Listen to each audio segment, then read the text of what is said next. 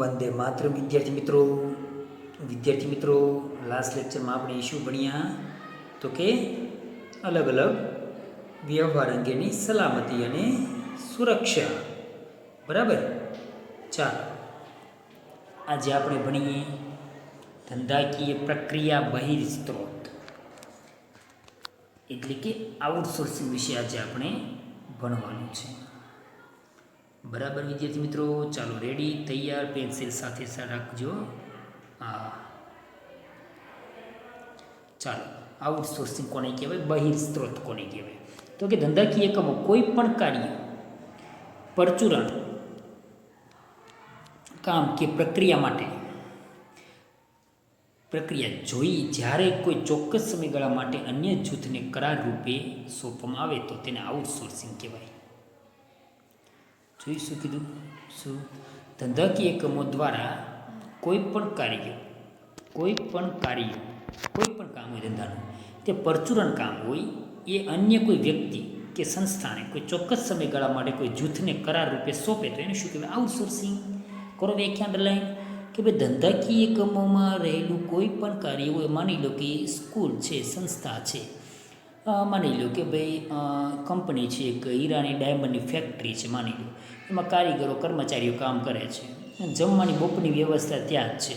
બરાબર. સંસ્થામાં તો કેન્ટીનવાળા જે ડિપાર્ટમેન્ટ ભાગ હોય ડિપાર્ટમેન્ટ સાથે કરાર કરી લેવામાં આવે કે ભાઈ મંથલી જે કંઈ થાય કેન્ટીનનો ખર્ચો એટલો અમે દઈ દઈશું, તમારે એટલા કર્મચારીને જમાડી દેવાના, એમાં અમારે કોઈ પ્રકારનો વહીવટ કરવા નથી.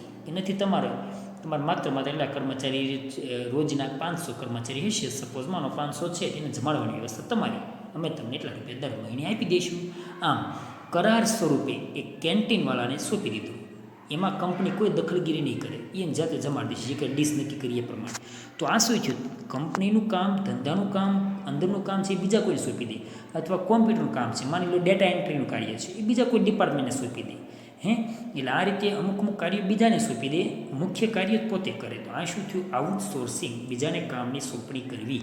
ધંધાકીય એકમ પોતાની મુખ્ય પ્રવૃત્તિ ઉપર વધારે સારી રીતે ધ્યાન આપી શકે તે માટે આઉટસોર્સિંગ જરૂરી છે. જોયું શું કીધું? કામ કે પ્રક્રિયા જ્યારે કોઈ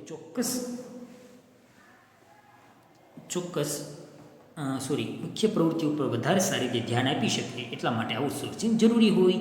કંપની ગૌણ કાર્યોનું આઉટસોર્સિંગ કરાવે છે. શું? મુખ્ય કાર્યો નહીં, ગૌણ કાર્યો જે એના અંડરમાં છે પણ એટલા બધા મહત્ત્વના નથી, એવા કાર્ય એટલે ગૌણ કાર્યો.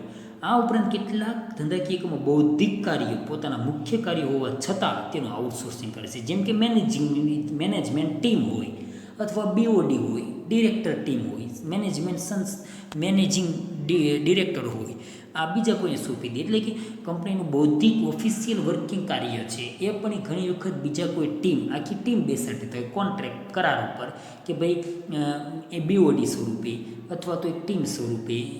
આ રીતે તો મુખ્ય કાર્ય બીજા કોઈને સોંપી દે. આને શું કહેવાય? આઉટસોર્સિંગ. આઉટસોર્સિંગ કંપની બહાર પણ કરાવી શકાય, કંપનીમાં પણ કરાવી શકાય અને કંપનીની બહાર પણ કરાવી શકાય. એટલે આ શું થયું? આઉટસોર્સિંગ. તો વિદ્યાર્થી મિત્રો, આ બંને મુદ્દો આઉટસોર્સિંગનો. ચાલો એમાં જોઈએ. આઉટસોર્સિંગમાં બે છે, બીપીઓ અને કેપીઓ. બીપીઓ યાની કે બિઝનેસ પ્રોસેસ આઉટસોર્સિંગ, યાની કે ધંધાકીય બહિર્સ્ત્રોત. બિઝનેસ પ્રોસેસ આઉટસોર્સિંગ યાની કે ધંધાકીય પ્રક્રિયા બહિર્સ્ત્રોત. ચાલો બીપીઓની સંકલ્પના. બીપીઓ એટલે કંપનીના વિશિષ્ટ કાર્યો કે પ્રક્રિયાઓ પાર પાડવા બાહ્ય કંપની કે જૂથની કરાર આધારિત સેવા મેળવવી. જોયું? મુખ્ય કાર્યો, વિશિષ્ટ કાર્યો બીજા કોઈને બહાર પાડવા અથવા સોંપવા તો જૂથની કરાર આધારિત સેવા મેળવવી. અંડરલાઈન કરજો વ્યાખ્યા. આગળ જોઈએ. કોલ સેન્ટર્સ કે ડેટા એન્ટ્રીનું કાર્ય જે કંપનીઓ આઉટસોર્સિંગ કરવા ઈચ્છુક હોય તેઓને મુખ્ય હેતુ ખર્ચ પર કાપ મૂકવાનો હોય છે. જોયું શું કીધું? કોલ સેન્ટર્સ હોય, ડેટા એન્ટ્રીનું કાર્ય હોય, બીજા કોઈને સોંપી દે જેથી મુખ્ય મહત્ત્વના ડિસિઝન ઉપર એમડી, ડિરેક્ટર, બીઓડી હોય, માલિક હોય ધ્યાન આપી શકે. આઉટસોર્સિંગ પ્રચલિત થવાનું કારણ એ છે કે એક જ પ્રકારના કાર્ય માટે જરૂરી માનવ સંસાધન કેટલાક દેશોમાં ઓછા દરે ઉપલબ્ધ થતું હોય. જોયું? કામ એક જ છે કે ભાઈ ડેટા એન્ટ્રીમાં 1000 કર્મચારીની જરૂર છે, પણ અમુક દેશોમાં માનવ સંસાધન ઓછું, એટલે કે લોકો ઓછા મળે, કારીગરો કર્મચારી ઓછા મળે, એમ્પ્લોય ઓછા મળે. બરાબર. એમ્પ્લોય ઓછા હોય એના કારણે શું થાય તો કે ભારત, ચીન જેવા વિશાળ વસ્તી ધરાવતા દેશો હોય ત્યાં વસ્તી વધારે હોય અને બેરોજગાર પણ આવા દેશોમાં વધારે હોઈ શકે છે. બરાબર, કેમ કે વિકાસશીલ દેશો છે એટલે બેરોજગાર હોય તો આ બેરોજગારોને રોજગારી આપે એટલે કે બીપીઓ ત્યાં કરાવે, એટલે કે બિઝનેસ પ્રોસેસ આઉટસોર્સિંગ એવા દેશોમાં જઈને એ લોકો સાથે કરાવી શકે. એથી એક્ઝામમાં સવાલ આવે બીપીઓ મેક્સિમમ કયા દેશોમાં જોવા મળે વધારે, તો શું લખશો? ભારત અને ચીન.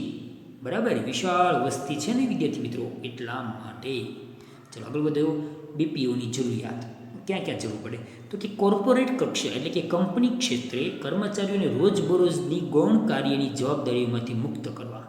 મુખ્ય અધિકારીઓ હોય, ઓફિસરો હોય, એમને મુખ્ય અધિકારીઓ જે છે મેનેજરો, એમને એમના રોજબરોજના ગૌણ કાર્યો હોય, ચાલુ કાર્યો, રોજબરોજના ડેઇલી કાર્યો બીજા કોઈ કર્મચારીને સોંપી દે.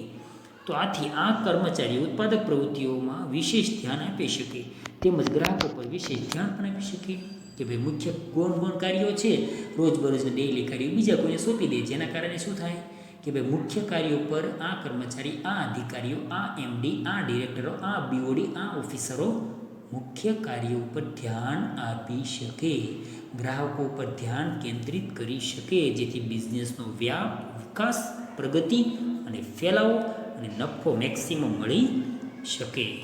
ચાલો આગળ વધીએ તો કે બીપીઓની લક્ષણો, અમુક લક્ષણો. જરૂરિયાત ક્યાં તો કે શેના કારણે જરૂરિયાત તો કે ખર્ચમાં કાપ થાય. ફાયદા કયા કે જોઈએ? ધંધાદારી એકમો બિલિંગ, ખરીદી, ડેટા એન્ટ્રી, માર્કેટિંગ સર્વેક્ષણ એટલે કે માર્કેટિંગ કવર કરવું, ફ્રન્ટ ઓફિસ જેવા કાર્યો આઉટસોર્સિંગ કરીને તેનો ખર્ચ ઘટાડે છે. જોયું? શું બિલિંગ કરવાનું, કોમ્પ્યુટરમાં બિલિંગ કરવાનું હોય, ખરીદી અંગેના ડેટા એન્ટ્રી મારવાની હોય, આપવાની હોય, માર્કેટિંગ સર્વેક્ષણ યાની કે માર્કેટિંગ ઊભું કરવાનું હોય, ફ્રન્ટ ઓફિસ હોય, અગાઉના આ બધા કાર્યો છે એ ખર્ચમાં કાપ મૂકી શકાય. આગળ જોઈએ કંપનીના મુખ્ય વ્યવસાય પર ધ્યાન આપવું. જોયું? શું કીધું? કંપનીના મુખ્ય વ્યવસાય પર ધ્યાન આપવાનું. તો કે ધંધાદારી એકમના રોજિંદા કાર્યોનું આઉટસોર્સિંગ કરવાથી સંચાલકો મુખ્ય વ્યવસાય પર ધ્યાન આપી શકે. હવે માની લો વિદ્યાર્થી મિત્રો કે સ્કૂલ છે આપણી, બરાબર, આપણી સ્કૂલ છે તો આપણી સ્કૂલમાં કેન્ટીનની સુવિધાની જવાબદારી કોઈ અલગ કેન્ટીનવાળા જવાબદાર લોકોને જ આપી દે ને, કેન્ટીનવાળા સાથે કરાર કરી લે, અને સ્ટેશનરી ડિપાર્ટમેન્ટ છે સ્ટેશનરીવાળાને સોંપી દે, યુનિફોર્મ ડિપાર્ટમેન્ટ છે યુનિફોર્મવાળાને સોંપી દે, સેમિનાર હોય, મોટિવેશન કાર્યક્રમો હોય, એ કરવાનું કાર્યક્રમ મોટિવેટર જે હોય એને સોંપી દે, એટલે એમને એનું જ કાર્ય કરવાનું, જેના કારણે શિક્ષણના જે એમડી સાહેબ હોય, પ્રિન્સિપલ સાહેબ હોય, ડિરેક્ટર ટીમ હોય, એ પોતે સંસ્થા ઉપર વધારે વિદ્યાર્થીઓ ઉપર, શિક્ષકો ઉપર, કર્મચારી જે કહે છે બધા ઓફિશિયલ વર્કરો જે કહે છે બધા પર વ્યવસ્થિત કામ આપી શકે, ડિસિઝન લઈ શકે, મહત્ત્વના ડિસિઝન છે જાતે લઈ શકે, જેથી શું થાય મુખ્ય કાર્યો પર ધ્યાન રાખે, જેથી ગૌણ કાર્ય છે બીજા કોઈને સોંપી દે એટલે પોતાનું કાર્ય સફળતાપૂર્વક નીવડે, સફળતાપૂર્વક થઈ શકે. આ મુખ્ય વ્યવસાય પર ધ્યાન આપી શકાય. કાર્યકુશળતાના લાભ તો કે કાર્યકુશળતાનો લાભ મળે, જેમ કે ધંધાદારી એકમો કર્મચારીની ભરતી કરી પ્રશિક્ષિત કરવાને બદલે આઉટસોર્સિંગ થકી ગુણવત્તાસભર કાર્ય કરાવી શકે. જોયું? કર્મચારીની ભરતી કરી આપે કાંઈ વાંધો નહીં, પ્રશિક્ષિત એટલે કે ટ્રેનિંગ આપવાને બદલે, ટ્રેનિંગ નથી આપવાની આપણે, ટ્રેનિંગ આપવાને બદલે આઉટસોર્સિંગ કરી નાખીએ, એટલે કે પોતાનું કામ બીજા કોઈને સોંપી દે. બરાબર, ટ્રેનિંગ પહેલાંને કર્મચારી ભરતી કરે, ટ્રેનિંગ આપે, કંપની બનાવે, પછી કામ સોંપે, તો કેવડો બધો સમય વયો જાય, કેવડો ખર્ચો થાય. આના કારણે આ લોકો શું કરશે કંપનીઓ તો કે બીપીઓ કરી નાખશે. શું બીપીઓ? બિઝનેસ પ્રોસેસ આઉટસોર્સિંગ, જેના કારણે ગુણવત્તાસભર કાર્ય કરાવી શકાય.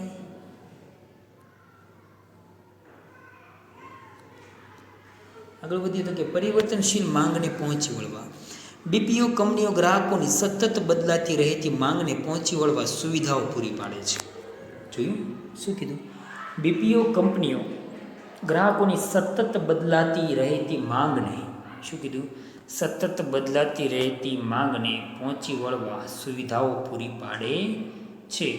કે ભાઈ સતત ગ્રાહકોની બદલાતી રહેતી જે માંગ હોય, ડિસિઝન હોય, એમના ફરિયાદ હોય, આ બધી જે કહે છે ફરિયાદનું સંતોષકારક નિવારણ વ્યવસ્થિત લાવી શકે. કેમ ભાઈ? તો કે ગૌણ કાર્ય બીજા કોઈને સોંપી દીધા, મુખ્ય કાર્ય પોતાની પાસે રાખ્યા, આટલા માટે ગ્રાહકોની સતત બદલાતી રહેતી માંગને પહોંચી વળી શકાય. આગળ વધીએ તો કે નફામાં વૃદ્ધિ.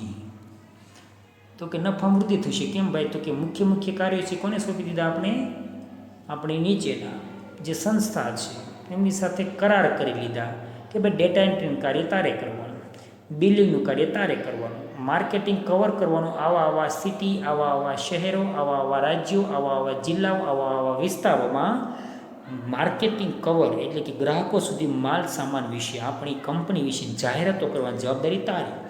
આમ એડવર્ટાઇઝ ડિપાર્ટમેન્ટ હોય કે ભાઈ તારે માત્ર માર્કેટિંગ કરવાનું એટલે કે એડવર્ટાઇઝ કરવાની, બરાબર. એટલે એડવર્ટાઇઝ કરવાનું ડિપાર્ટમેન્ટ છે, એડવર્ટાઇઝ ડિપાર્ટમેન્ટને સોંપી દે કે ભાઈ તારે એટલા લાખની એટલા રૂપિયાની એડવર્ટાઇઝ કરવાની રહેશે. આ આપણી બંને વચ્ચેના કરાર, જેના કારણે એડવર્ટાઇઝ ડિપાર્ટમેન્ટમાં એને ધ્યાન આપવાનું જ નહીં. કોને? મુખ્ય એમડી છે, માલિક છે એમને, જેથી માલિક છે એ પોતાના મુખ્ય કાર્યો પર ફોકસ કરી શકે, પોતે સ્થિર ધ્યાન આપી શકે, વધારે સમયગાળો આપી શકે, સારા આઈડિયા, સારા વિચારો ગ્રાહકોને, કંપનીઓને, કર્મચારીઓને, સમાજને આપી શકે, પોતાની પ્રગતિ, વિકાસ અને સતત પ્રગતિ થતી રહે. આમ નફામાં શું થશે? વૃદ્ધિ થશે, એટલે કે વધારો થશે. વેપારી એકમોમાં કેન્દ્ર સ્થાને ન હોય તેવા કાર્યોનું આઉટસોર્સિંગ કરાવીને કંપનીના મહત્ત્વના ઘટકો પર વિશેષ ધ્યાન આપે. જોયું શું કીધું? કેન્દ્ર સ્થાને ન હોય એવા ગૌણ કાર્યો બીજા કોઈને સોંપી દે, જેના કારણે મુખ્ય મહત્ત્વના ઘટકો પર વિશેષ ધ્યાન આપી શકે, જેવા કે વેચાણમાં વૃદ્ધિ, નવા ઉત્પાદનો વિકસાવવા, વ્યાપારનો વિસ્તાર વધારવો, તેમજ ગ્રાહક સેવા અને સંતોષમાં વૃદ્ધિ કરવી. જોયું શું કીધું? તો કે જેવા કે વેચાણમાં વૃદ્ધિ, વેચાણ સેલિંગ મેક્સિમમ વધારવું હોય તો સેલ્સમેનને કામ સોંપવું પડે, સેલ્સમેન ડિપાર્ટમેન્ટ. નવા ઉત્પાદનો વિકસાવવા ઉત્પાદન ડિપાર્ટમેન્ટને આપવું પડે, વ્યાપારનો વિસ્તાર વધારવા એડવર્ટાઇઝ ડિપાર્ટમેન્ટને આપવું પડે. આવી રીતે કામની સોંપણી કરી દે, જેના કારણે ગ્રાહક સેવા અને સંતોષમાં વૃદ્ધિ થાય. આમ પરિણામે ધંધાદારી એકમોના નફામાં વૃદ્ધિ થાય. તો વિદ્યાર્થી મિત્રો, આપણે જે ભણ્યા એ શું ભણ્યા? નફામાં વૃદ્ધિ, નફો મેક્સિમમ વધશે. કેમ કે ભાઈ મુખ્ય જે માલિક છે, બોસ છે, એની નીચેના જે ચાલુ કાર્યો છે, રોજબરોજના ડેઇલી કાર્યો, એ બીજા કોઈ અધર ડિપાર્ટમેન્ટને સોંપી દે કે ભાઈ આ બધું જવાબદારી તારી, બરાબર. એની પાસે સમય ના હોય એટલા માટે. તો કે મુખ્ય કાર્યો જે વધ્યા છે એની ઉપર સારામાં સારો સમય આપી શકે માલિક, આપણા બોસ, મેનેજર, અધિકારીઓ, ટીમ વર્ક જે કંઈ આપણું છે, ડિરેક્ટર ટીમ, બીઓડી ટીમ હોય, સારું ધ્યાન આપી શકે. આથી નફામાં શું થાય? વૃદ્ધિ થાય. ગ્રાહકોના પ્રશ્નો હોય, એમની ફરિયાદ છે, સંતોષકારક રીતે નિવારણ કરી શકે, કમ્પ્લીટલી ધ્યાન આપી શકે, નવા સારા આઈડિયા લાવી શકે, જેના કારણે ધંધાની વિકાસ થાય, પ્રગતિ થાય. જોઈએ આગળ તો કે બીપીઓનું કાર્યક્ષેત્ર. એનું કાર્યક્ષેત્ર કયા કાર્યો કરે છે? તો કે બેંક ઓફિસ આઉટસોર્સિંગ અને front office outsourcing. Front office outsourcing યાની કે બહારના ગ્રાહક સંબંધી કાર્યો થાય, બહારના કાર્યો. અને બેંક ઓફિસ આઉટસોર્સિંગ યાની કે બેંકને લેવલના, યાની કે કોમ્પ્યુટર્સને લેવલના, જેમ કે બિલિંગ કરવાની હોય, ખરીદી ડેટા એન્ટ્રી આપવાની હોય. તો આ બધું શું છે? આંતરિક કાર્યો, બેક ઓફિસના કાર્યો કહેવાય. જે ઓફિસમાં બેઠા શાંતિથી કામ કરી શકાય. તો એ કામ અલગ કર્મચારીને સોંપી દેવાના, અને બાકીના બહારના કામ જે છે ગ્રાહકોને એકઠા કરવા, ગ્રાહકોને આકર્ષિત કરવા, ગ્રાહકોમાં આપણી મેક્સિમમ જાહેરાત કરવી, માર્કેટિંગ અને તકનીકી સહાય વતી ગ્રાહકોની સેવાઓ બજાવવી. તો આ શું થયું? બીપીઓનું કાર્યક્ષેત્ર.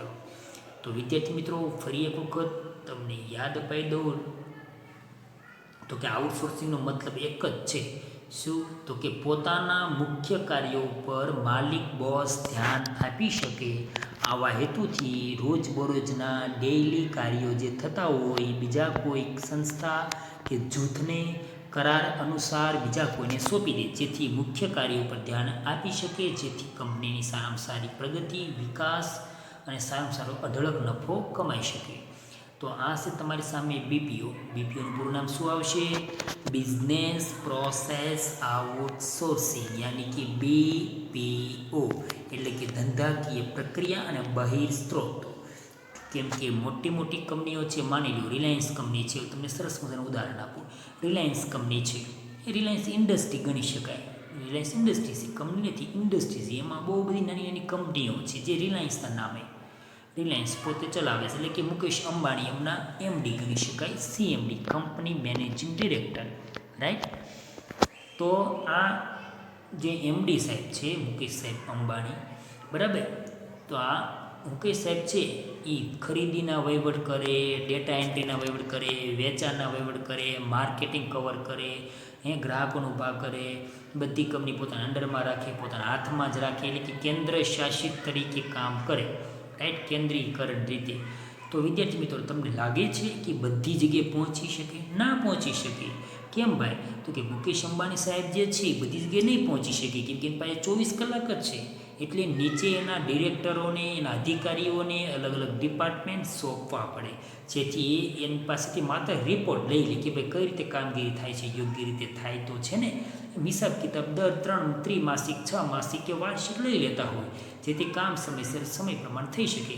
જ્યારે મુકેશ અંબાણી સાહેબ જે છે પોતાના મુખ્ય કાર્યો છે કે ભાઈ કંપનીની પ્રગતિ કઈ રીતે કરવી, કઈ રીતે મેક્સિમમ વિશ્વમાં મારી કંપની ઓળખાય, પ્રતિષ્ઠા પામે, કઈ રીતે મેક્સિમમ ગ્રાહકો મારી કંપનીમાં આવે, મારી વસ્તુ ખરીદે, કઈ રીતે કંપની મેક્સિમમ વિસ્તરણ થાય, વિકાસ થાય, નફો થાય, વૃદ્ધિ થાય, એની વિશે જ સાહેબ છે વિચારતા હોય છે, એની ઉપર ખાસ ફોકસ કરતા હોય છે.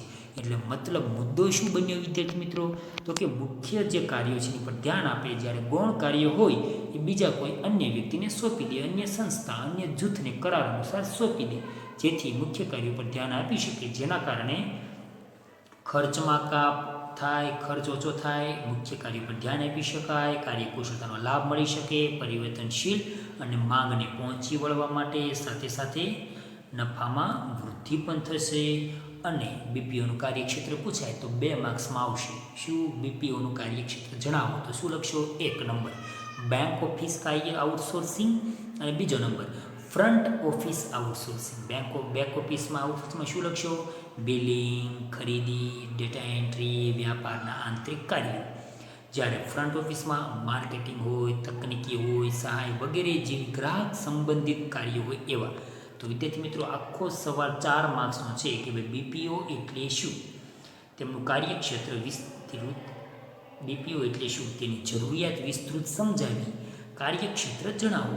તો આ રીતે તમારે આખો સવાલ લખવાનો થશે. એટલે ખાસ ફરજિયાત નોટબુકમાં સવાલ, બીપીઓની વ્યાખ્યા, સંકલ્પના વ્યાખ્યા, કયા દેશમાં જોવા મળે, તો કે ભારત અને ચીનમાં વધારે વસ્તી ધરાવતા દેશોમાં જોવા મળે, અને બીપીઓની જરૂરિયાતના મુદ્દા લખવાના, પછી બધાને સમજાવવાના, પછી કાર્યક્ષેત્રનું હેડિંગ મારવાનું, હેડિંગ આપવાનું, અને પછી એને એક બેક ઓફિસ અને બીજું છે ફ્રન્ટ ઓફિસ, આ રીતે સમજાવી દેવાના, લખી આપવાના. ઓકે, પાકું કરવાનું, જેથી એક્ઝામમાં સરળતા રહે. તો વિદ્યાર્થી મિત્રો, નેક્સ્ટ લેક્ચરમાં આપણે કેપીઓ સમજીશું. કેપીઓ યાની કે નોલેજ પ્રોસેસ આઉટસોર્સિંગ. બંને આઉટસોર્સિંગ જ છે, બીપીઓ અને કેપીઓ. બીપીઓ આપણે આજે ભણ્યા, આવતીકાલે નેક્સ્ટ લેક્ચરમાં આપણે કેપીઓ ભણીશું, નોલેજ પ્રોસેસ આઉટસોર્સિંગ. તો વિદ્યાર્થી મિત્રો, નેક્સ્ટ લેક્ચરમાં ફરી મળીશું. Thank you. ત્યાં સુધી વિદ્યાર્થી મિત્રો, આવજો.